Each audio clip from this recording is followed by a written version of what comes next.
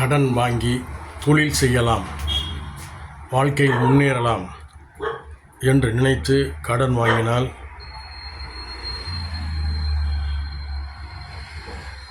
லாபம் வந்தால், அதிக லாபம் வந்தால் வாழ்க்கையில் சந்தோஷம் பிறக்கும். ஒருவேளை நஷ்டம் வந்தால் அந்த நஷ்டத்தை தாங்கிக் கொள்ளும் அளவுக்கு நமது குடும்பம் இருக்கிறதா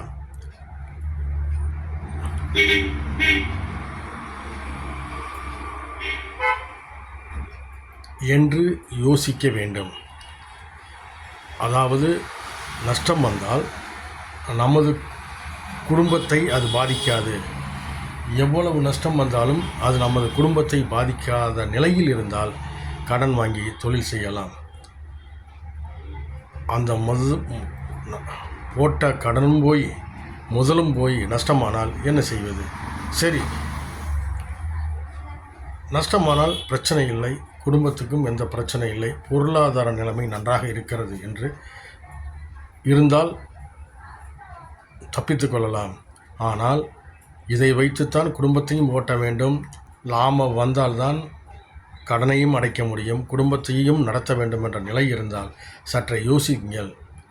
யோசித்து செயல்படுவது நல்லது. இங்கே அதிக லாபம் வந்துவிட்டால் பிரச்சனையே இல்லை. ஒரு வேளை நஷ்டம் வந்தால் நாம் எப்படி அதை சமாளிக்கப் போகிறோம்? ஒரு கடனுக்கு மேல் இன்னொரு கடன், இன்னொரு கடனுக்கு மேல் இன்னொரு கடன், இப்படி கடன் மேல் கடன் வாங்கி கடைசியில் குடும்பம் மொத்தமும் தற்கொலை செய்து கொள்கிற நிலைமைக்கு தள்ளப்படுகிறோம். ஏன் இந்த நிலைமை? யோசியுங்கள். ஏன்னா இன்றைக்கி கார்ப்பரேட் கடைகள் நிறைய பெருகிவிட்டது. அவர்கள் பல கோடிகளை செலவு செய்து கடை வைக்கிறார்கள், பல லட்சங்களை செலவழித்து கடை வைக்கிறார்கள். போட்டிகள் அதிகமாகிவிட்டது. அவர்களுடன் நாம் போட்டி போட முடியுமா? ஒரு சில பேர் ஜெயிக்கலாம், அனைவராலும் ஜெயிக்க முடியுமா? ஆதலால் சிந்தித்து செயல்படுவது நல்லது.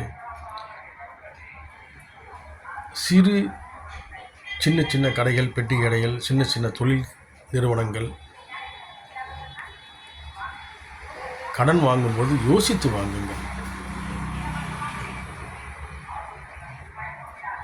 இந்த கடனை அடைக்க இன்னொரு கடன், இன்னொரு கடனை அடைக்க இன்னொரு கடன், இப்படியே கடன் மேல் கடன் வாங்கி கடைசியில் குடும்பம் முழுவதும் வீணாகி நாம் எப்படி வாழ வேண்டும் என்று நினைத்தோமோ அதைவிட மோசமாகி கடைசியில் குடும்பம் அனைத்தும் பேரும் தற்கொலை செய்கிற நிலைமைக்கு தள்ளப்படுகிறோம். அதனால் கடனை வாங்காமல் இருக்கிறதை கொண்டு வாழுங்கள், அல்லது ஒரு வேலைக்கு செல்லுங்கள், பிரச்சனை இல்லை. நல்ல நிலைமைக்கு வந்ததுக்கப்புறம் தொழில்களை தொடங்கலாம், வாழ்க்கையில் முன்னேறலாம். கடன் வாங்கி தொழில் செய்வது என்பது யோசிக்க வேண்டிய விஷயம்.